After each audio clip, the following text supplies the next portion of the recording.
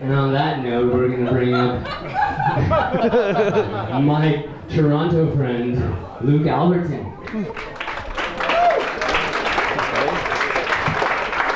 Keep it going for Ryan Oldham. You can do better than that. Come on, guys, give it up for your host. Beautiful Sudbury, how the fuck are you guys doing? Nice to be home. I'm living in Toronto now. I'm originally from Chelmsford there. Jason was ripping all over Chelmsford.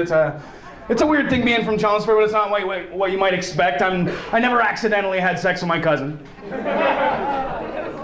I did that shit on purpose. Well, we never actually had sex. I stopped at fingering. I'm really glad my cousin Matthew's not here. We promised we wouldn't tell. It's okay, I'm out of town. It's not gay. It's okay.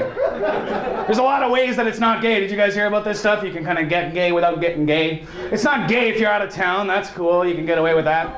It's not gay if your eyes are closed. It's not gay if you don't get a boner. How could that be gay? It's not gay if it's a horse. Well, let's face it. If someone catches you blowing a horse, no one's going to call you a faggot first. Speaking of horses, and you guys like the rodeo? You like the stampede, all that shit? Any of you guys fans of the rodeo? A couple of you. No, not really. Not me either, actually.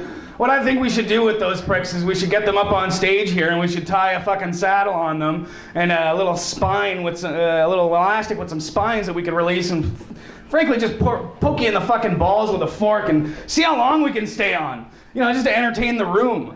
I'm saying we're dicks to horses. It's not cool. We can't fucking abuse animals like that. And rodeo guys get made to be macho for it. They get to feel cool over it. And frankly, they're the lamest fucking guy at the rodeo. The coolest guy is the rodeo clown. Because that dude has balls. He dresses up like an asshole and he runs around to get the angry bull away from the precious cowboy who doesn't want to get fucking hurt. So much cooler. That's kind of the problem. Is the rodeo clown gets the worst gig. He probably gets paid $10 fucking an hour. And frankly, if you're in the stands with your hot college-age daughter, and you think she's pure, but you haven't. It's only because you haven't Googled her and found her getting DP'd yet.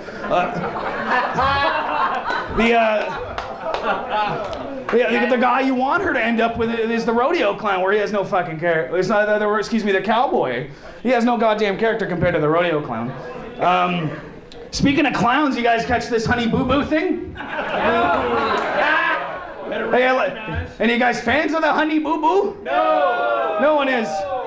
You know what I want to do? I'm going to pitch these guys. I want to be on the series finale. I want to do it. I'm going to pose as Honey Boo Boo's biggest fan. And I'm going to get out there and I'm going to see her coming from a distance and I'm going to, Honey Boo Boo! I'm going to freak the fuck out, and when she comes over and when they let her hug me, I'm going to bash her over the fucking head with a can of Red Bull.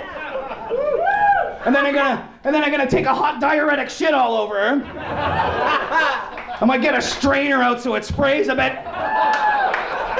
And then I'm gonna let loose a couple of rabid panda bears to start raping and mauling her.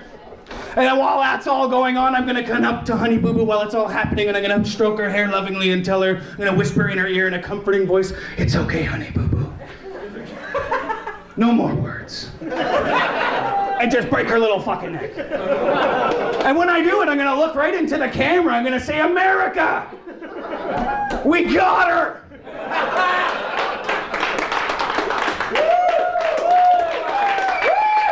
We've abused her enough. Can we end the fucking show now, or can I pitch this shit to Jersey Shore too?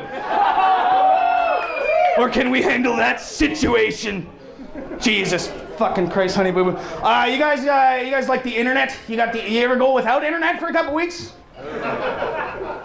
Yeah, like it wasn't bad 10 years ago when you had to dial in and shit. But now, like actually losing internet has been like a core of my. I had to jerk off to memories last week. And I swear, like we're jerking off, the memory can be okay if you just stick it to the sexual part, because you can think of awesome sex you've had and you can just keep it there. But it doesn't always keep it there. You get the wrong memory and out of nowhere you're. Fucking bitch, why did you leave me? Like, whoa. So you gotta get creative. Like when we were kids, anybody who was here, who was like, I don't know, 25 or up, maybe 30, had to jerk off to non-internet when we were turning into teenagers, right? I remember getting creative. I'm not the only guy in the room that's jerked off to an Archie comic, is all I'm trying to say. I fired a little Mr. Weatherby onto the walls once or twice. I think I got desperate once and I snapped off to a Maclean's magazine because if you squint, Kim Campbell's kind of hot. I think I got really desperate once and I just went to the Farmer's Almanac because all I would talk about is moisture levels, humidity. It's terrible. You gotta get creative. You guys got tattoos? Anybody got tattoos in here? Got tattoo fans? Just this table. No one else here has a tattoo and there are only 2 virgins in the room. We're getting fucking some social studies done here. I wanted to get a couple of tattoos just as fucking, not for real, really do it, but just as fucking jokes. I want to get a big old, you like neck tattoos? You see, anybody got a neck tattoo at the table? Neck tattoo's pretty tough, eh? I want to get a big fucking neck tattoo that says intelligence. And then the other side should say regret. Even better, I'm gonna go ahead and, yeah, I had a buddy who went to a Chinese food place and he has tattoos on his arm that say the Chinese characters. You see, white people love getting Chinese characters for tattoos. He goes to a Chinese place and the waiter points out to him, "Hey dude, picnic table?" And the guy's like, "What? That means honor and wisdom." And the guy "No, fuck, that means picnic table, dude." And as a service, the waiter goes and gets his iPad. He pulls it up and he's like, "Look, you're fucking stupid." So I thought about a way to flip this around on him. What you do is you go get the names of Chinese food tattooed on you. So you can go into the place and you'd be like, "I want 2 of these.